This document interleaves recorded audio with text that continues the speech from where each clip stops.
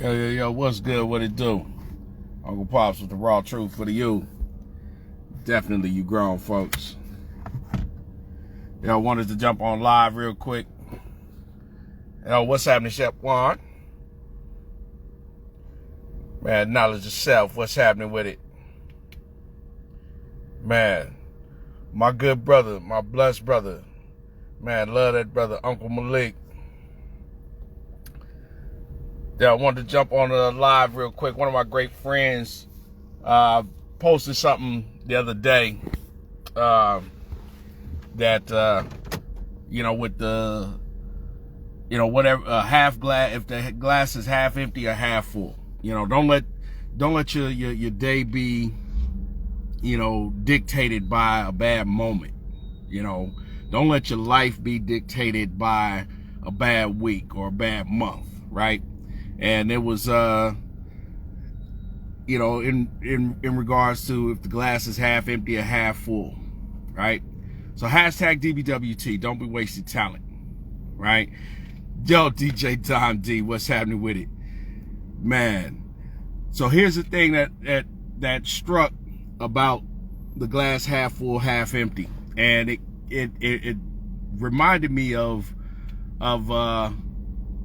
something I used to tell, younger kids, that I was coaching at the time. And, I gave them, an example, right? Little story, using animal references. And you got, two animals, right? You got a lion and you got a gazelle, right? The lion, in order for the lion to survive, in order for the lion to live and to procreate and to create a legacy, in order for a lion, to be the head of his pride, to be, the king of the jungle, right? In order for him to do, he's got to eat. He's got to hunt, right? He's got to eat. He's got to hunt. That lion has to do something. So he's got to run. He's got to chase his food. He's got to hunt it down. He's got to track it down, right?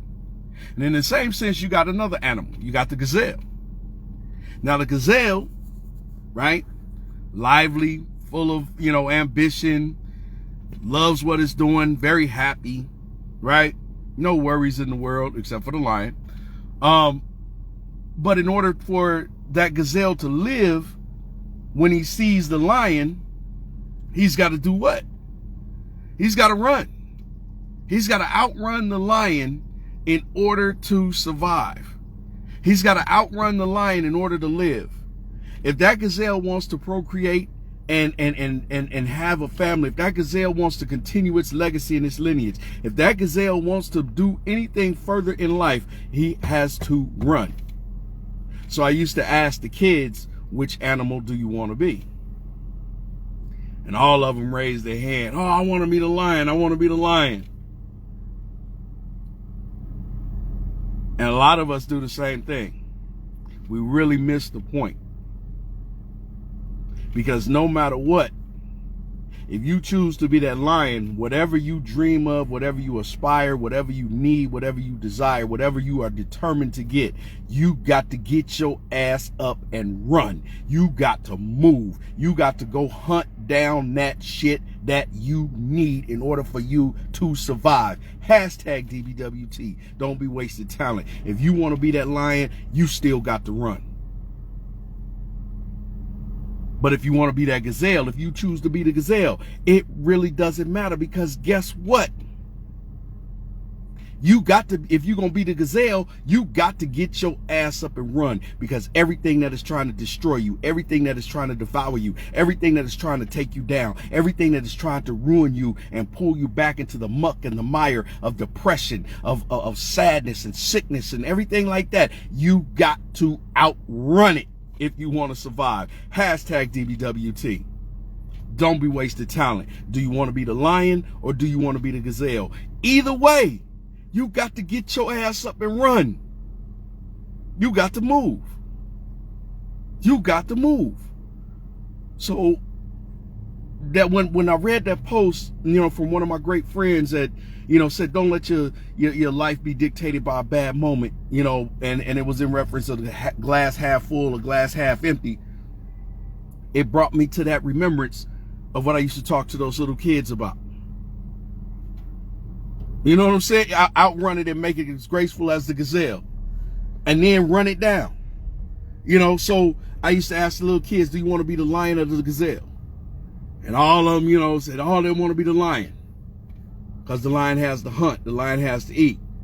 And if the lion don't catch what he hunts for, he won't survive.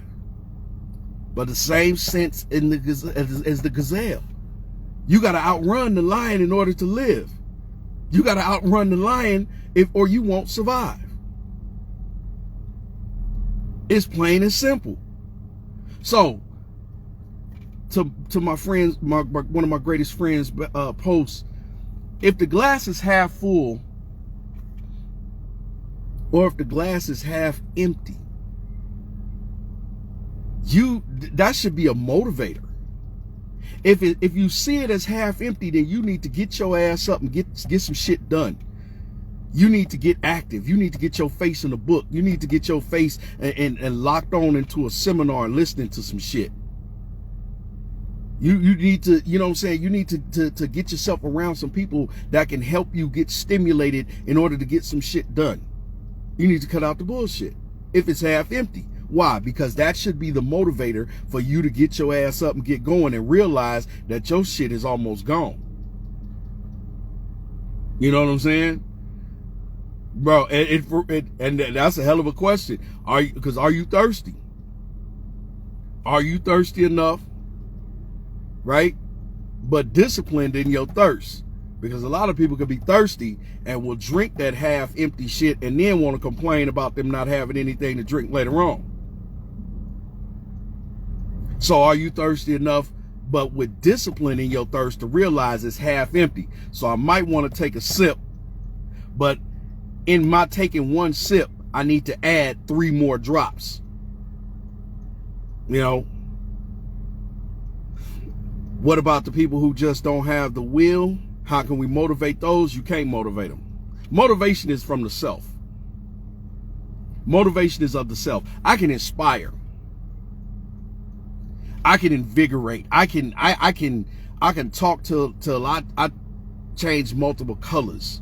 You could talk, sis, until you change multiple colors. You could do all that. But if they are not motivated, motivation comes from the self. Motivation doesn't come from it. There are mitigating factors that can lend to motivation, but like Maya Angelou, my favorite quote that I love saying, but Maya Angelou, nothing works unless you do. But I love that question, Uncle Malik. You know what I'm saying? Glass half empty, half full. Do you drink? Or are you thirsty? You can be thirsty, but you got to be disciplined in your thirst. Because if you do take a sip, in order to take a sip, you need to have something going on to where you can add 3 drops. Real talk. Real talk. It's like looking at taking 3 steps forward and 2 steps backwards. You still got 1 step that you moved forward. You still got 1 step that you moved forward. That's that funny math. But it adds up. It adds up. And if you are that person that sees the glass as half full, then that should still be a mitigating factor to your motivation in order for you to get some, like, damn, it's half full. There's a possibility that shit can go wrong and I can lose what I have. So I need to get some shit done and add to this so I can fill it up. So just in case some shit does go wrong, I'm okay. I got a parachute when I jump. I got a safety net when I fall. I got a support system to hold me accountable and to keep me uplifted. I got people that give a damn and care about me and love me. I got a family that's strong. I got a plan in place. I got a process that I'm following, and that deals with focus. And what do I teach about focus? Follow on course until success. What does that come from? Plan your work, work your plan. You can't fail. But what if your glass is half full? Then that should be that motivator that I need to make sure that it stays half full. I'm driving in a car, in this car, I'm in this car damn near 95% of the day because of a lot of shit that I got going on and a lot of shit that I do. I panic when it gets to half a tank. I got plenty of miles I could travel. I got a great distance I can go. But guess what? I still panic when it hits a half a tank. Because even though I have things set and I'm on a journey and I'm doing what I need to do, anything could go wrong, and I may travel past the mileage that my half a tank isn't going to allow me. So whatever the half is, just like the lion and the gazelle, whichever animal you choose to be, you still got to get your ass up and run. You going to be the lion, you got to run and chase your shit. You going to be the gazelle, you got to run and escape that shit. Point blank. Period. But that's so silly. I hate that shit. I'm for real. I gotta be honest. I hate that period shit. I do. I really do. But whatever the half is, if it's half empty, you need to get your ass in motion and find some ways, because you know you're gonna be thirsty. You know you're gonna need to drink that water. You got to put some shit in it. You got to add to it in order for you to be able to drink. Like when I'm out there coaching football and everything, and you know, kids all, coach, can I have water break? Can I have water? And I'm one of those coaches. I'm real and raw. My name ain't Willy Wonka. I don't sugarcoat shit. A lot of times they want water breaks. Now we got water breaks scheduled, but I don't tell them, because I want them to get to work, and I want them to understand that if you are going to get this water break, you finna earn it today. And then when you do get the water break, I'll blow the whistle or excuse you from the drill or whatever, and you lollygagging and loafing, I'll blow the whistle again and I yell out, hey, you better hustle to the water. If you earned it, you should make haste and want to go get that water, because it's going to be a minute before you get another water break. Why can't we as people, as adults, think in those same terms when it comes to being successful in our lives? And I'm not talking about making six figures and all of this and, you know, becoming, you know, multimillionaires and billionaires. That's not necessary to success, because everybody isn't going to be that successful, because everyone's defines success for themselves and what it means and for what it is to them. So anyway, I just wanted to come on real quick, do a little live. Hashtag DBWT, don't be wasting talent. It's Uncle Pops with the raw truth for the youth. You know, laziness. It happens. And now here's the thing. Here's a funny thing about laziness, since you brought that up. And I'm gonna get off, because I don't want to oppress anybody's time. But you already know what I say. If anybody wastes 10 minutes of your time, 8 minutes of that is your fault. But here's the thing about laziness. There could be people that are physically strong and active, will work sun up, sun down, but they have a lazy mind. And then there are those that have a mind with an abundance of knowledge, and they're strong, they're great, they think critically, they think fast, strategical thinkers, logical. But their bodies won't move faster than frozen pond water. It's two types of people. Well, as a matter of fact, it's multiple types of people, but two types of people definitely in that category. You either got a lazy mind and a willing body, or you have the opposite. A willing and capable and able mind and a lazy ass body. Either or.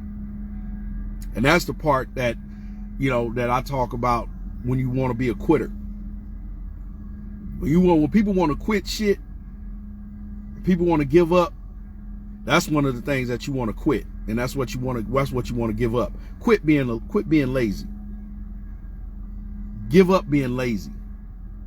That's what you want to quit. Just like folks can quit smoking and everything like that. Quit being lazy. Quit being a complainer. But anyway, hashtag DBWT. Don't be wasting talent. Uncle Pops with the raw truth for the youth. I'm over here getting ready to get this emissions test so I can get these tags registered so I can stay legal. Don't want no problems. Anyway, y'all stay up, stay blessed, stay strong. Keep your head on a swivel. Don't think like a 2-minute clock so you got to catch the fuck up. Plan your work and work your plan and you can't fail. Feel me? Don't be wasting talent. Peace. I love y'all.